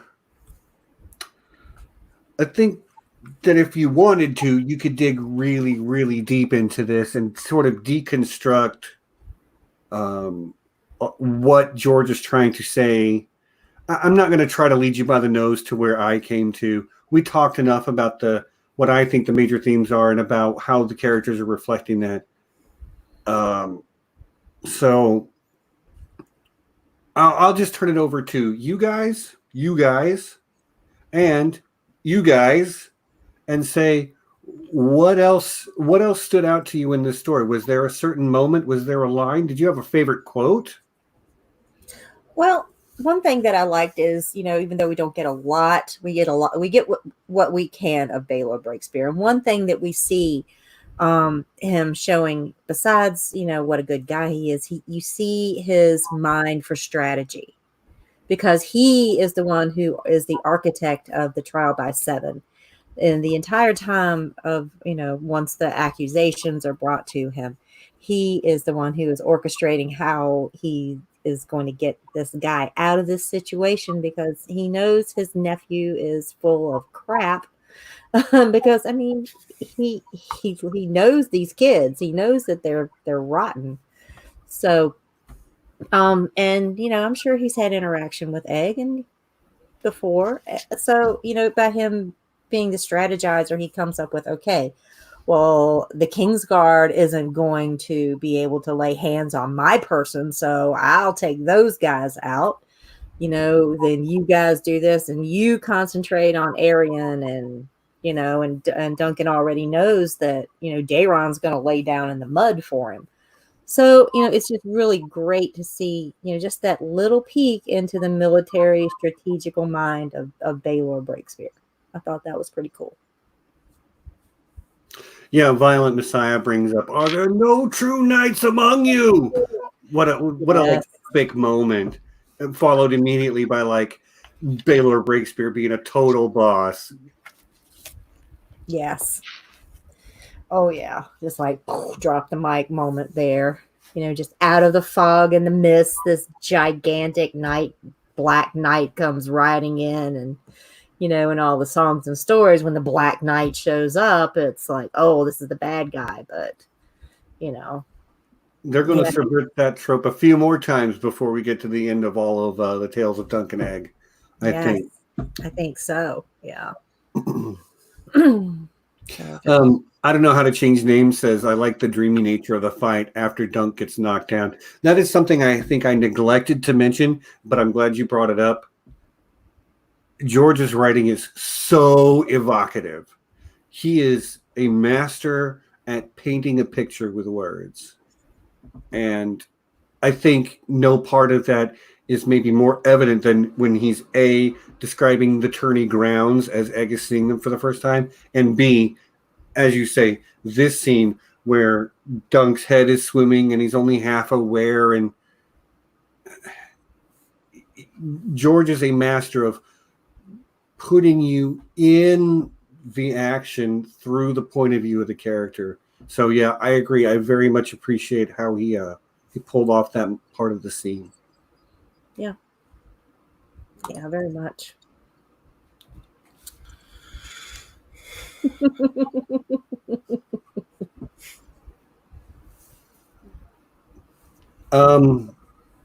So my favorite line is a Tansel Too Tall line. At least my favorite line from this story. All men are knights and all men are fools where women are concerned. And I'm just like, truer words have never been spoken. Exactly. And yeah, and Dunk certainly lives those lines. Yeah, for me, it's that in that final conversation between Dunk and Maekar, and it's when Dunk, when Maekar actually is asking him, well, Dunk brings up, sorry guys, that he's like, how could my foot be worth a prince's life? And the other two as well, the Humphreys, they were good men too. And Maekar asks, and what answer does your tree give you? And this is the line, none that I can hear, but the old man, Sir Arlen, every day at evenfall, he'd say, I wonder what the morrow will bring. He never knew no more than we do. Well, mightn't it be that some morrow will come when I have need of that foot, when the realm will need that foot, even more than a prince's life? How much you want to bet before it's all said and done, Dunk's foot saves the world? Maybe at Summer Hall, he kicks somebody out the door. There's no telling, but I would almost put money on the fact that foot's going to be important someday. Oh, yeah. Yep. Even if it never gets called out specifically, I could just see him when that moment is written. you know, his last act is to shove Rhaegar's mother out the door. Yeah. Or kick the door open and chuck her out or something, you know? Yeah, exactly. Emma's agreeing with us. There's some hold the door using that foot during Summerhall theories out there. Exactly. Yeah. Or even, you know, kicking because the pyromancers use the sand to snuff the fires, you know, when they're working with it, they have sand traps. So there's the theory too, where, you know, Dunk has to trip the sand trap so that it snuffs the fire out, and you know. I'm sorry, just the way you put it there. Just punt funny. baby Rhaegar out the door. Get out of here. Made me laugh. Yeah, Stephen, you should tell them about the thumbnail that you wanted to put. Oh yeah. So when we were talking about this the other day, John makes all of our thumbnails because he's really, really good at it. But we were talking the other day about it, and he's like, I'm having trouble finding like high quality piece of artwork that had both Dunk and Egg on it that he wanted to use for the. He's like, I just can't find a picture or a piece of artwork, and I'm like, I got an easy solution. Just take a shot of Michael Jordan and replace the basketball with an egg. It's the easiest. Like, take your Photoshop, superimpose an egg over the basketball. There, it's Dunk and Egg now. Well, I thought at least, you know, Photoshop Dunk's face on Michael Jordan and maybe Egg's face or head as the basketball. But what do they look like? You know, there's no actor for them yet. So yeah, it was a really, really lame, but I thought it was hilarious. For the record, guys, Stephen is always coming up with these kinds of suggestions for. Yeah, when we did the Picard stream, I wanted him to have the Picard facepalm. These are things we talk about in our staff meetings. Yeah, we have staff meeting every now and then just to make sure we're all on the same page. But this is the same stuff that comes up. Yes, I am occasionally ridiculous.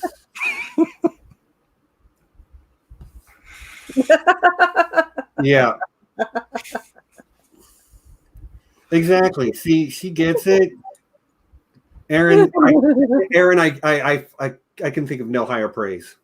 Absolutely. Boo. Yes. Yep. So, is there anything else that anybody wants to say about this story in particular? I do want to say, just because I totally faltered there a few minutes ago, and I'm supposedly the film buff, I'm cheating on a bit of fan casting because he's too old for the role now. But you know what? Screw it. I'm doing me. I'm gonna pretend he's younger, and this is back in the day. Okay, great. I did Kenneth Branagh as Baelor Breakspear. Really? You think he's got the physicality for it? I mean, they can train people. I'm not looking just at physicality, but who I think embodies the character. Okay. I mean, I don't hate that at all. Like, he's one of those actors I feel like can really transform to fit any part. Yeah, but I think reading, he embodies that kind of personality and dramatic gravitas, and that I felt while reading the character. So yeah, that would be my choice. And as for the physicality, they could have worked on that in training. But yeah, he's probably too old now to fit the role. But probably you know, a while back, I think he could have pulled it off. But yeah. Sorry, I'm noticing somebody got a timeout. Yeah, don't feel too bad, VM. I did it to somebody the other day. It is easy to fat finger. looks like Jaded Redhead accidentally got a 5-minute timeout. I fat fingered it. What was it? 2 weeks ago? I blocked somebody, not blocked, but timed them out. So it happens. There's nothing I can do. She'll be back in 5 minutes. Sorry, Kelly. We're all up. Yeah, it was Mandy that I blocked for 5 minutes a couple weeks ago. Yeah, I won't hold it against you. Hopefully, Kelly will come back and she won't be no hard feelings. Yeah. But that's why I paused. I had noticed that Jaded Redhead got a timeout. I'm like, wait a minute, what? Wait, what? How did that happen? I did just realize, though, talking about the age of the character, I just realized they aged everybody up for Game of Thrones anyway. So they did by about 3 years. And I think they can get away with doing something similar, but you can't age up Dunk by too much, or else he's too old to be a squire. Right. Yeah, no, that just cusp of manhood role for this guy. But I mean, some of the characters they aged up more substantially. Like Ned was a good deal older than he is in the books. Isn't he like in his mid-30s in the books? Yeah, I want to say he's about 33, and then maybe he's Yeah, and Ned Stark and Sean Bean was not. At least 40. I think Ned was meant to be in the show. Anyway, but you're right. It's doable, but like some of the way that Egg acts gets to be a little childish if he's much older than he actually is. No. I think for Dunk and Ed, you'd want to keep them pretty close to what they were age-wise. Yeah, especially if you go more than, a couple of seasons, because that's going to be aging them out even more. So, yeah. Yeah, I think the number one reason for that was to make Daenerys an older character. Because for reasons, a lot of the stuff that happens early in her story, it's just easier to age up the character. And not just her, but Robb was only 15. But like Robb's early story doesn't have as much, sex in it as Daenerys's does. So it. Yes, but I just mean in terms of making it believable that he moves into this role of being a king, because it's fine. It's fine in the books, but I think in the show having a 15-year-old, pulling that off, it makes it more. The more you age them up, the more you have to change some aspects of what they do, or else they come off as childish, which is, I think, one of the problems for early Stark children on the show, is that they behave like somebody who's about 3 years younger than them because they age them all up by 3 years. Yeah. But, So sometimes it works, sometimes it doesn't. Eventually, thankfully they did. It's just a dangerous tightrope you've got to walk, because I think ultimately they turned out to be great, but I think in the early seasons they come off as a little bit too childish, just because they're adapting book characters very closely, but Bran is, not in the book. I think the only one I really felt that way about was Sansa in season 1. I think you see. I can see it in Sansa, in Rickon, and in Bran. Less so in Arya, but Arya is just such a independent fright from the start. Anyway, I digress. Different conversation.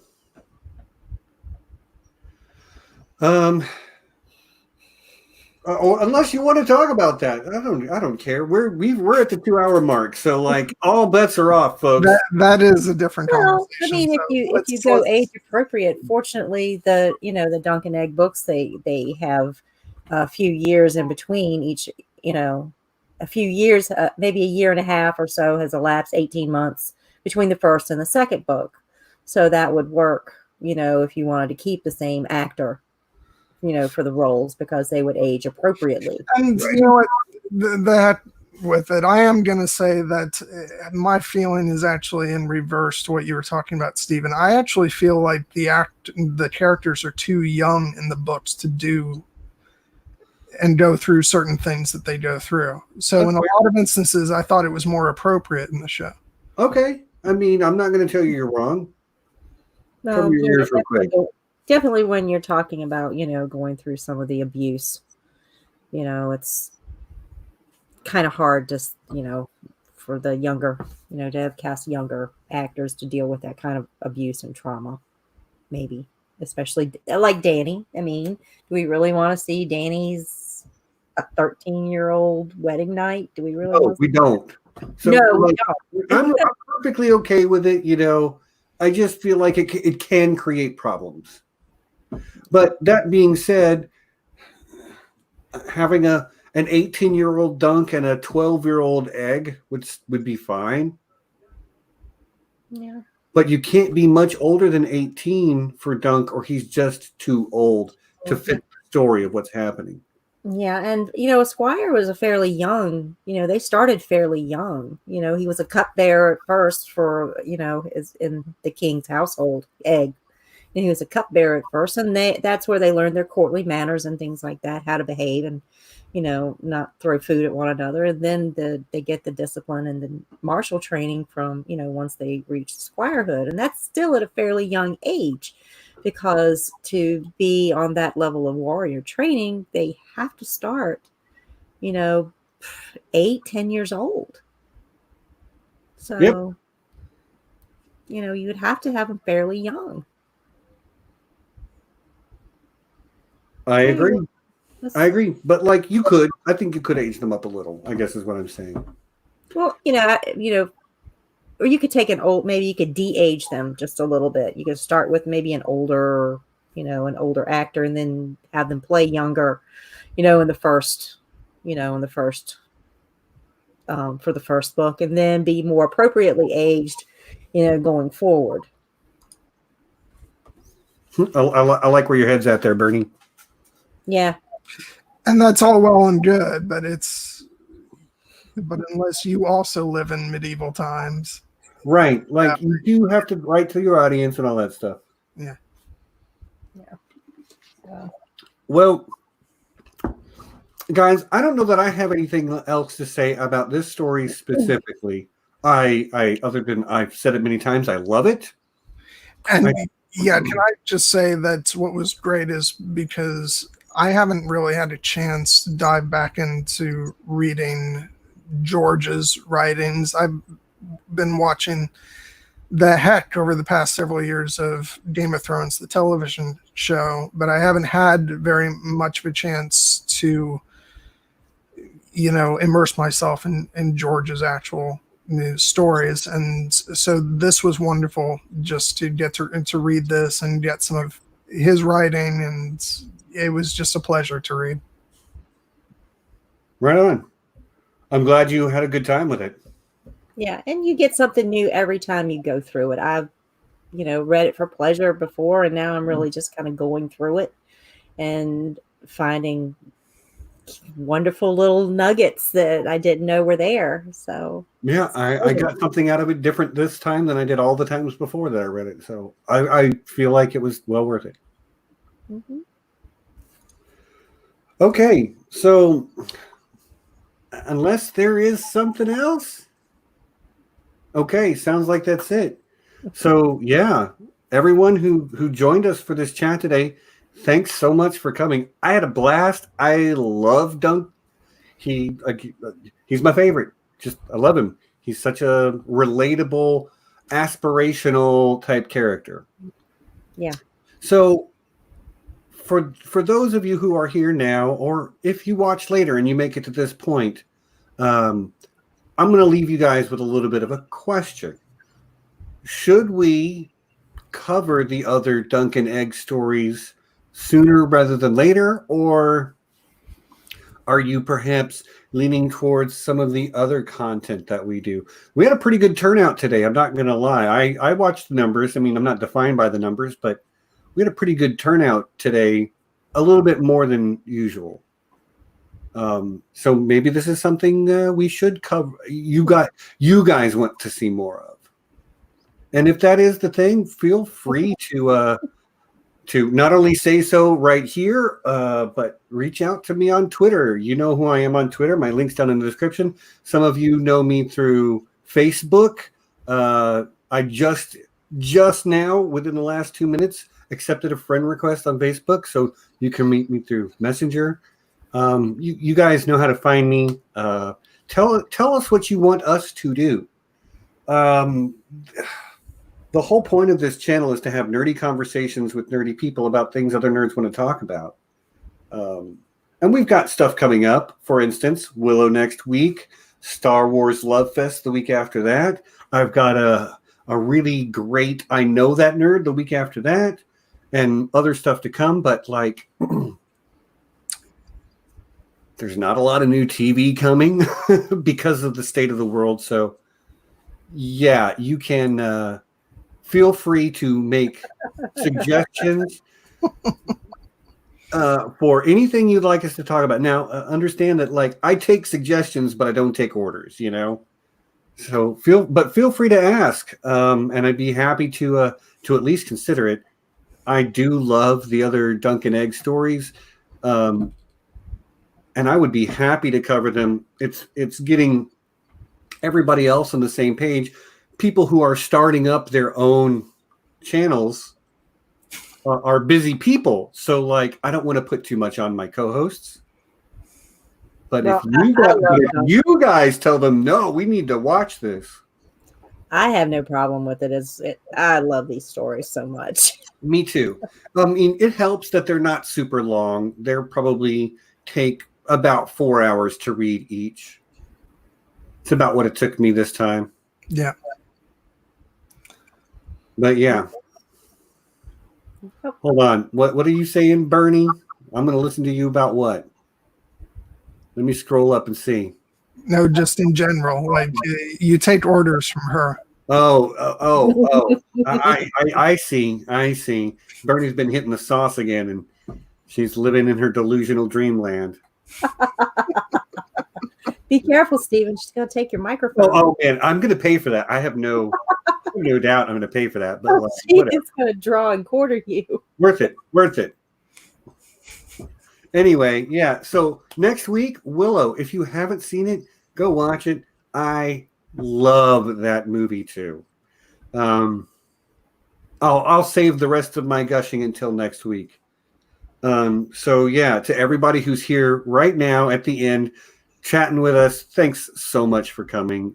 You guys make it all worth it. And then like subscribe to their channels, streams on their channels during the week. And we'll be back next week to talk about a really great movie from my childhood.